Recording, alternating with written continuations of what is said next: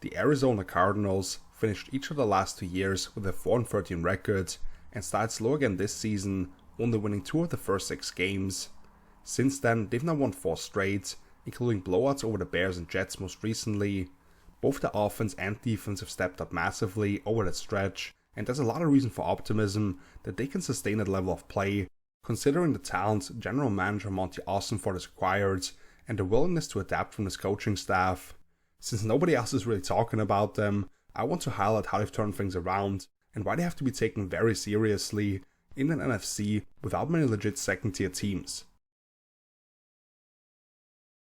Let's start on offense, the side I was actually really excited about when I outlined Drew Petzing as a pivotal figure heading into the season.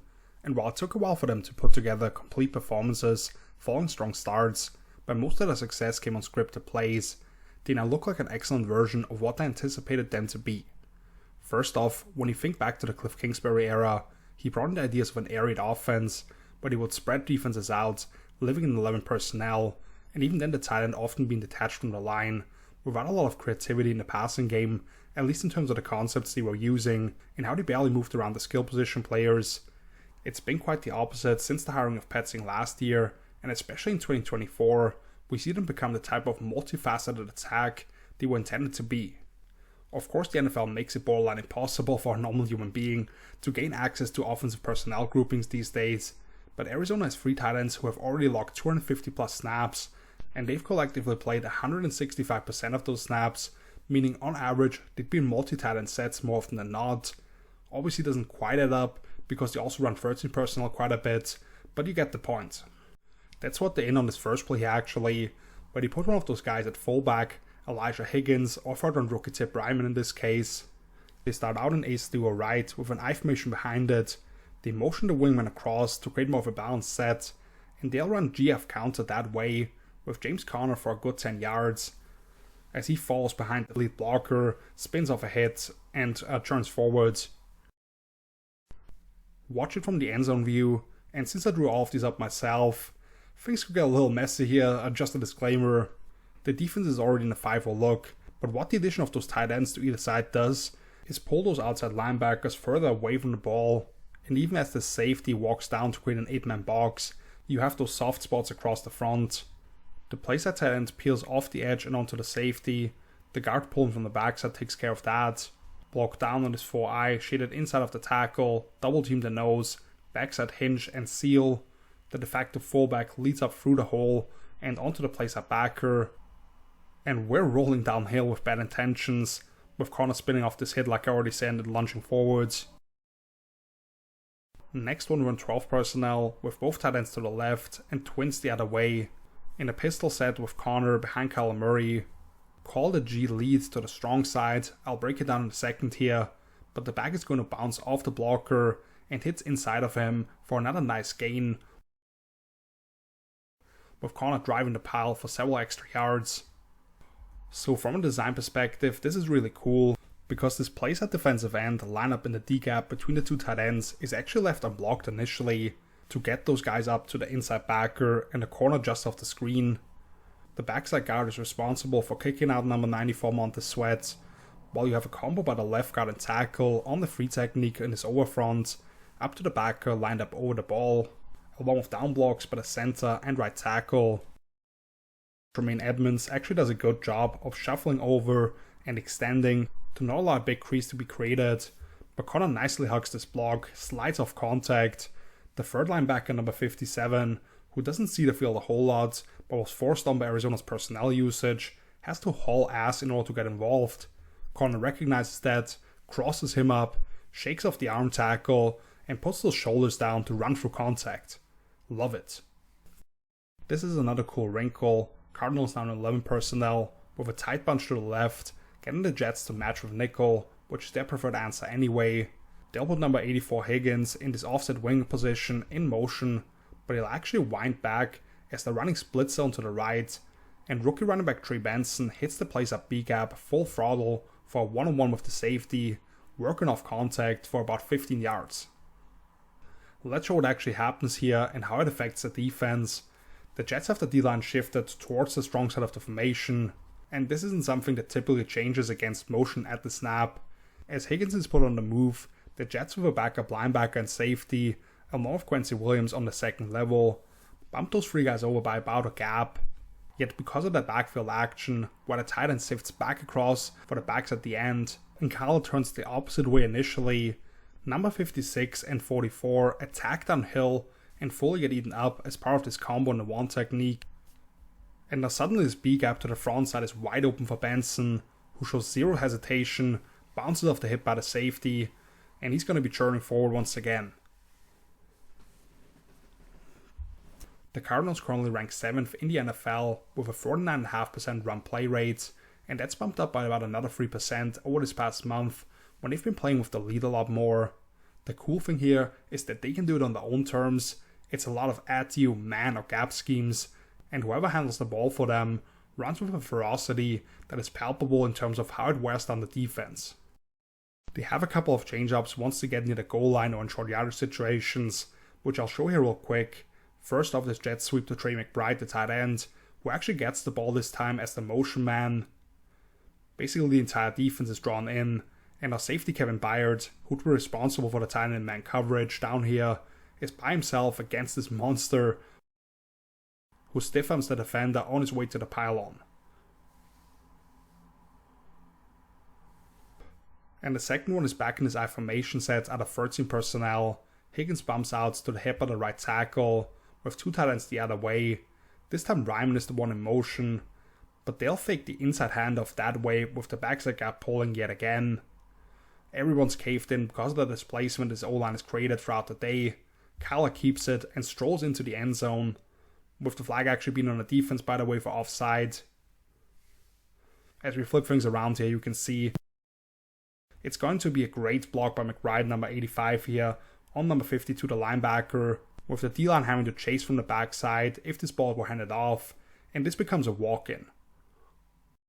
They can also spread opponents out a little bit more, now with 3 wide receivers on the field in the slightly detached bunch out of shotgun, where they bring Greg Dortch across in jab motion as the flanker, but run a pin and pull concept towards the strong side, with Connor once again slicing inside, and taking a couple of defenders with him.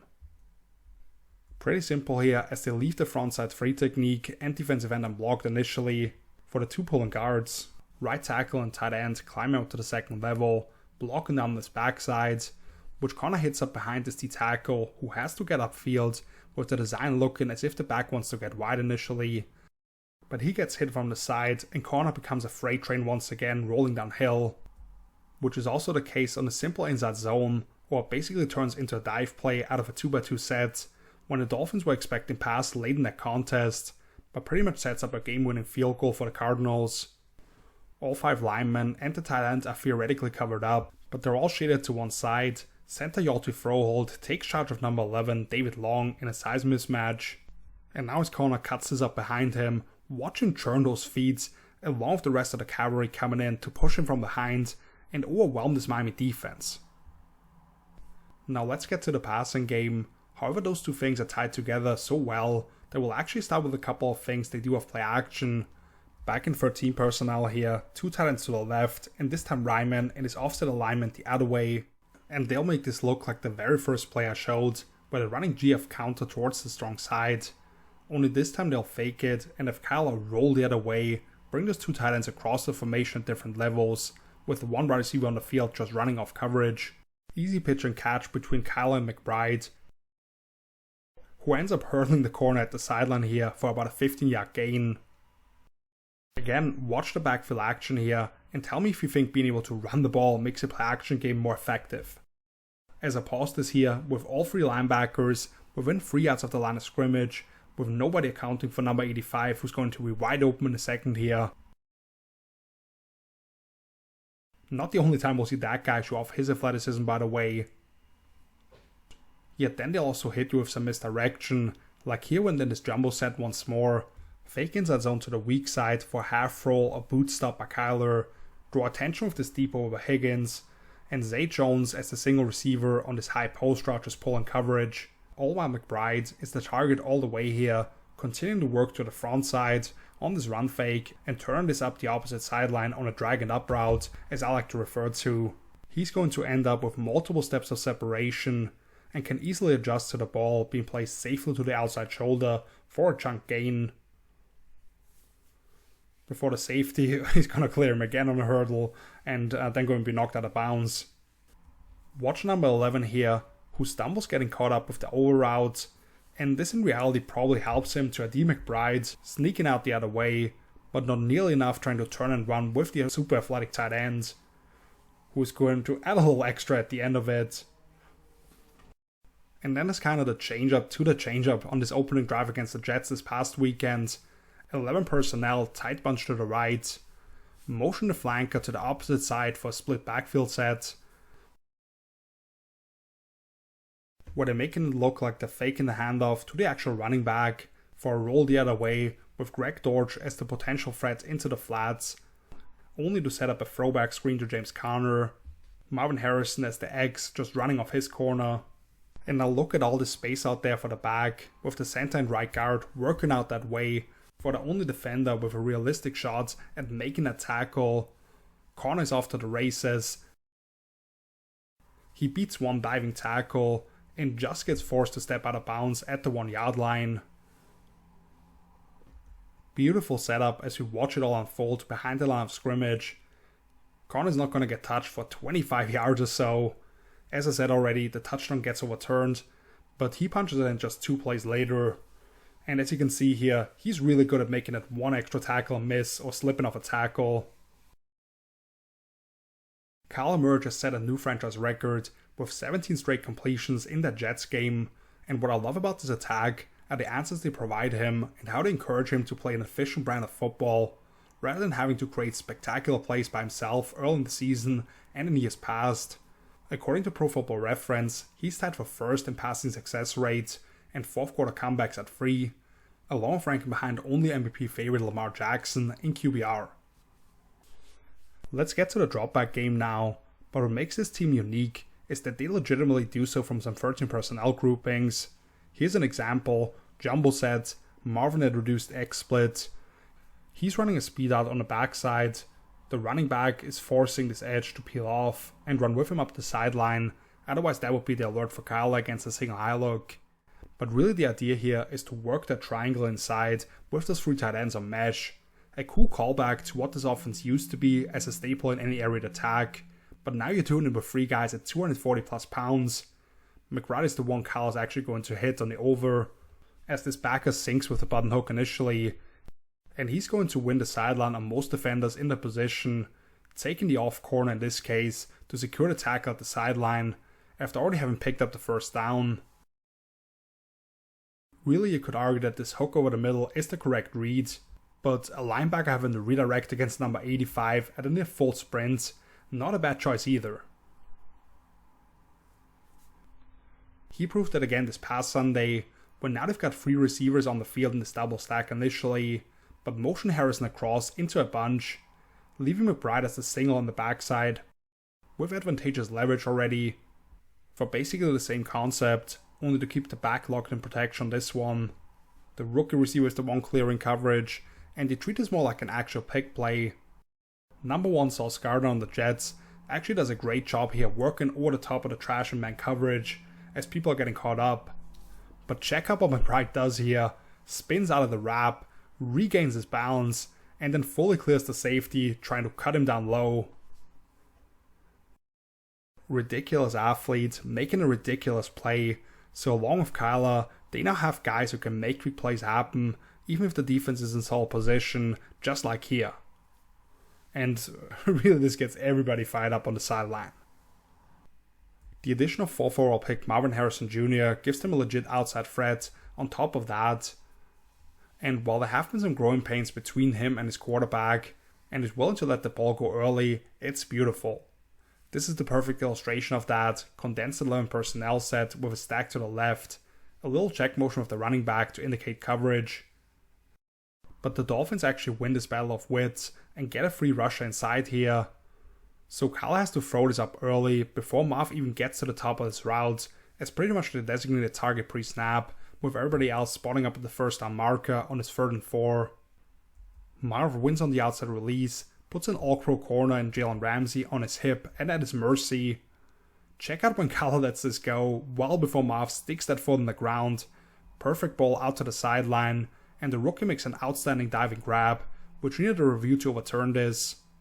Again, a slight mix-up in protection, but Kala throws an absolute dart while turning away from the oncoming hit. And as we pause this for a second, just about here, the ball's already halfway there as Marv is just breaking this off. And that is gorgeous one-on-one football where you can beat even the game's best. That willingness to hang in the pocket and deliver big time throws makes Cal that much more dangerous when he does decide to take off himself. Not a ton to say about the play design. Pretty basic deep sail concept out of an ace duo set off a token run fake inside, where we've got the second tight end peeling off into the flat slate, along with a backside take by Marv. That's the one rock Cal could legitimately throw here, as he's going to be moved off the spot. But the difference to years past maybe is that he's willing to square those shoulders again, force the defensive respective ability to still throw the ball.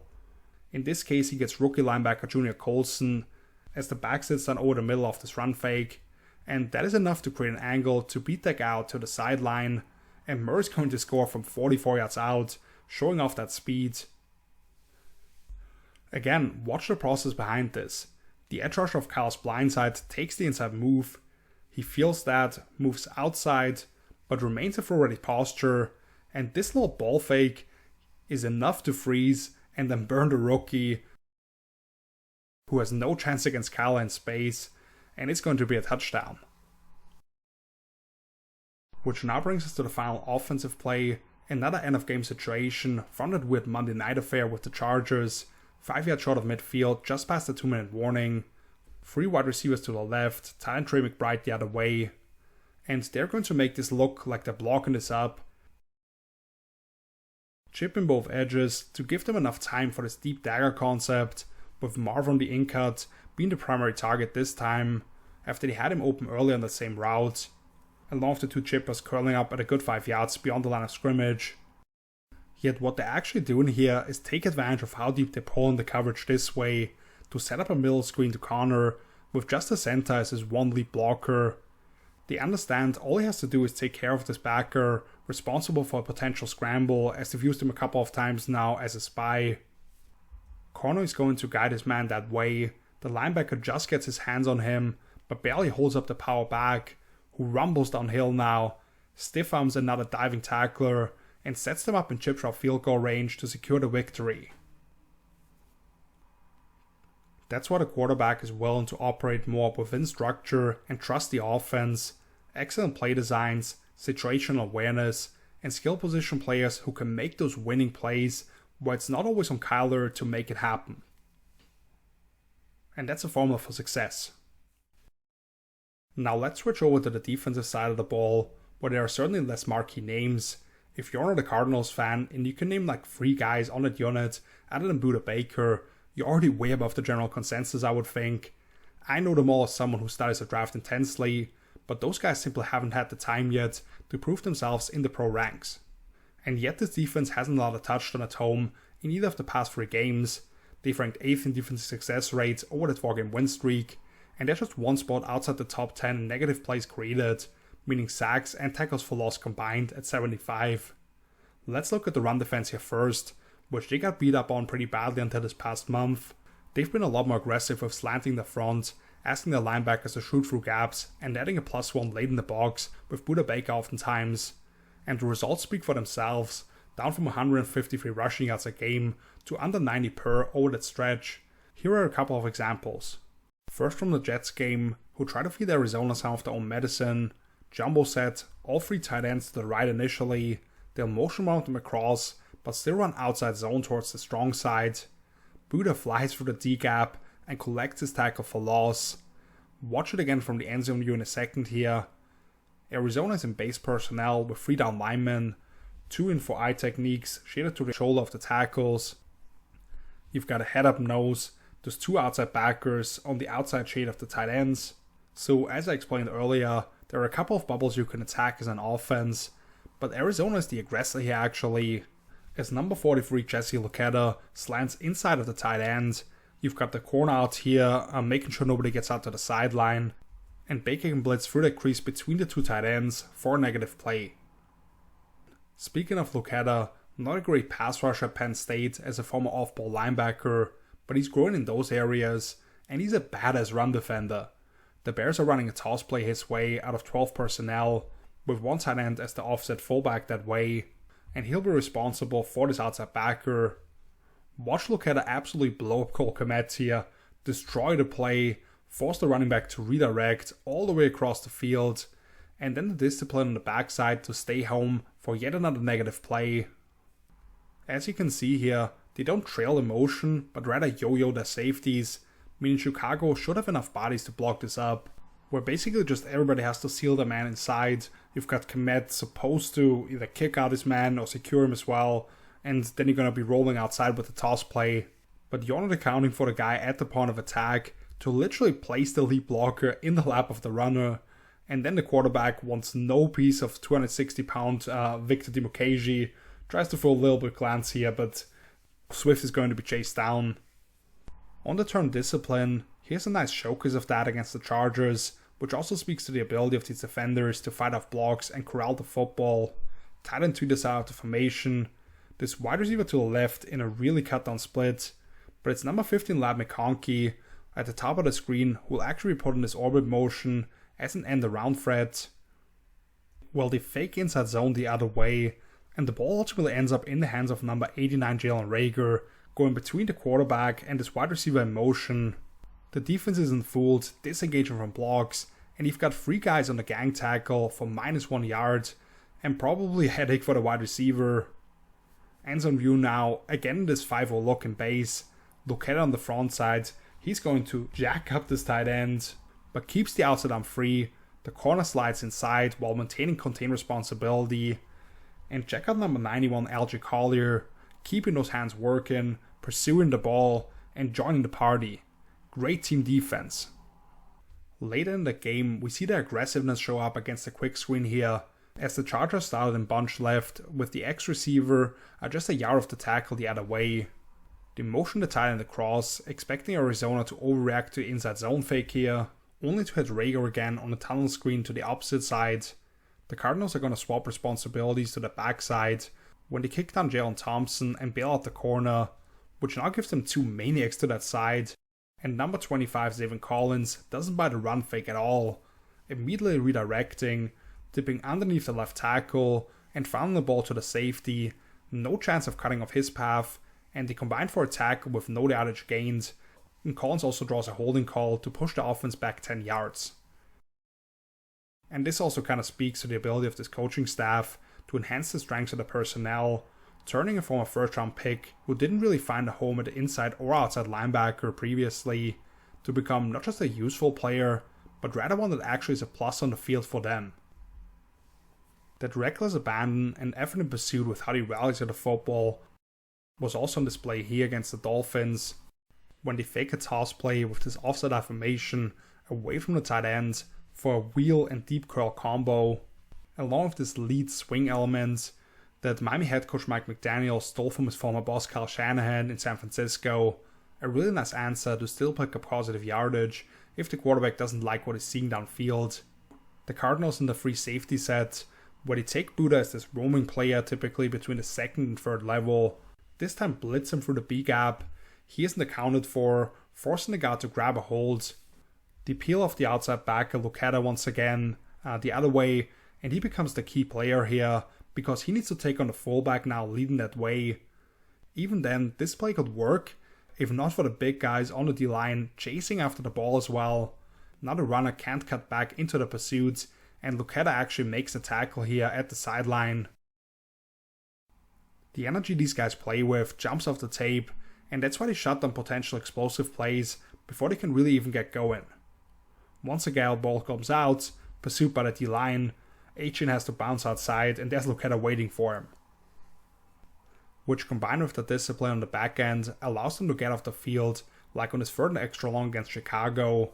Bears sending the 3 receivers down the field, having the outside guys curl up a little bit short of the sticks, and then hoping he can catch his backside corner, squeezing down, so DJ Moore comes open behind him, while having tight end Cole Kmet work out into the flats to the field after helping out with a chip. But again, Cardinals with some weird shit in terms of the coverage they end up in, as they're playing some inverted version of cover 3, I'd say, as the two deep safeties at the snap just sit around the first down marker. The linebacker, number 34, Jalen Thompson, hauls ass to get to the high post, with the two outside corners bailing deep. Rookie quarterback Caleb Williams on the other side doesn't like at all what he's seeing here, so he just checks it down to his back. Kaiser White, number 7, and the safety to the side drive down, perfectly leverage this inside and out, stopping the ball carrier well short of even getting back to where his possession started. I mean, looking at this from the quarterback's perspective, even from a pretty clean pocket, as the walls are closing in on you slowly, there's just a lot going on, and you're just not trying to make the catastrophic mistake in the situation. I'm not actually going to drop the coverage here, since it's a play-action staple of the Dolphins, but because of that, the back seven of course has to react to the run fake. What this comes down to is how well they do at picking up the free eligibles to the front side. Miami motions out the wingman to the right here, and they're going to wheel him up the sideline. Tyreek Hill is supposed to sit this down in the window that is now created with the flat defender being forced to turn and run with the guy up the sideline. And then if that is covered up too, you're going to flip it to the guy hidden at the opposite wing spot, leaking into the flats. The edge that way, number 52, Victor Dimukeji, is put in an unenviable position, trying to play the flats, but also put here in the quarterback and get his hands up to force a tough throw. But he does all of that pretty well. You've got the sub backer on top of the wheel routes, the boundary safety hammers down on Tyreek, and Tua actually ends up making a great throw to number 9, Jonnu Smith. But this rookie linebacker, Owen Papo, who has largely been limited to special teams work, runs stride for stride with that guy, doesn't panic, and sticks a hand in there at the exact right moment. Nothing spectacular or game-changing, but it speaks to how well prepared everybody in this roster is in any given week, how well they understand the scouting report of their opponents, and are ready to execute in the moment without hesitation. If you do want to see some crazy stuff, there's plenty to be had for a defense that ranks top 7 in the rate of blitzes overall, simulated pressures, and stunts. That is almost an impossible combination, and there's only one team with a higher rate of coverage disguises paired up with that. Here's another example of the exotic rotations in the back 7 and how to get to the coverage distributions, because they know Aaron Rodgers on the other side has kind of seen everything already in his career, so to give him this unscouted look and get home before he can figure things out. This is on 3rd and 10 by the way, and this concept on the Jets end takes a while to develop, as you have a scissors element to the trip side, where you've got those receivers crossing deep, with Davante Adams working his over route across the field as the number 3, and a couple of dump-off options underneath. What Arizona does on their end is bring Budda Baker off the line of scrimmage late, which is fairly common for them, but since they do it so early in the cadence, I actually believe that's what they want the quarterback to believe here. Rock and roll those safeties, either cover 1 or cover 3 with the opposite guy buzzing down, and now you choose your matchup. When in reality, they bail out of this double A-gap mug look. Kaiser White, number 7, he's going to be running with Davante down the pole in a slightly distorted version of Tampa 2, as Budda ends up widening with plenty of depth, but the underneath coverage carrying past the sticks, and the other safety and rookie Adrian Taylor-Demerson in position to cut off number 17, working across the field, with the two checkdown options underneath being blanketed.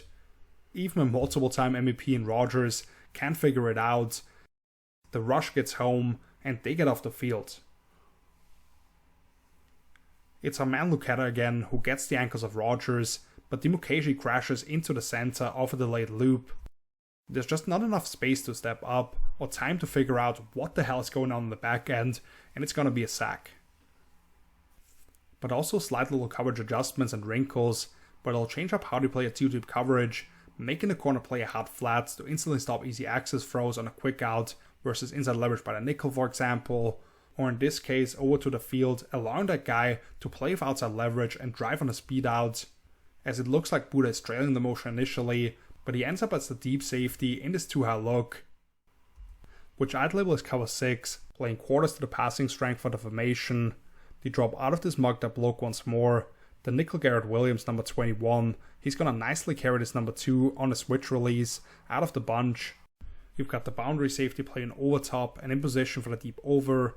Rookie corner Max Melton nearly has a pick here, undercutting the flanker. but it's the structure of the coverage that enables him to do so, and the confidence to trust it here, since he knows he's basically isolated with that guy and he wraps around for the PBU. You create those one-on-ones up front thanks to the pre-snap alignment, but there's 7 bodies in coverage who all seem to be locked in on their responsibilities, and they stop the Chargers on a 3rd and 8, trying to hit this throw at the sticks. And what I really like in those got-to-have-it moments, they're the ones forcing the issue, bringing 6 or even 7 guys regularly on those key downs. 4th quarter, just ahead of the 2-minute warning on a 3rd and 4, needing to stop LA here to get the ball back once more, rather than be able to run down the clock and hit a game-winning field goal. Only one guy with his hand in the dirt for Arizona here. You've got the one-on-one once again, with Max Melton on the backside against Simi Fehoko this time. But they're bringing the house the other way, and Buddha is the one coming free up the B gap once more. It's cover 0, but having this bunch to the left makes things a little more difficult, because you're basically working the numbers here. Safety is number 1, nickel is number 2, and the corner is number 3, depending on how they release this thing. But they do it just well enough, unless you're willing to wait for your number 3 tight end to come open late breaking inside, that Justin Herbert doesn't stick to it, but rather just takes the backside alert. Fehoko reads his stack coverage by the corner, which will tell him to snap this off, which kind of speaks to the issues in terms of the receiving options for the Chargers, but that's a topic for another day. And the ball goes well over everybody's head, which is what the flag also gets picked up for on the uncatchable pass. Again, Herbert gets heated up. He takes the only shot where he's not worried about potentially throwing the game away. And as I already showed, the Cardinals offense would drive the ball for a decisive kick of their own. Now finally, let's look at one more clip from the Jets game, which kind of encompasses all of this. 7 guys up at the line, Jets motion the tight inside for a 7-man pass pro. But now it also allows the Cardinals to keep Adrian Taylor-Demerson in the middle of the field as a robber pretty much, while playing man on the 3 guys actually in the pattern. The backside corner understands that he has help inside, where Garrett Wilson is breaking on the dig route, which is what they really want to hit. The other 2 DBs aggressively widen the release of their guys, and Rodgers has to eat it as nothing is really open.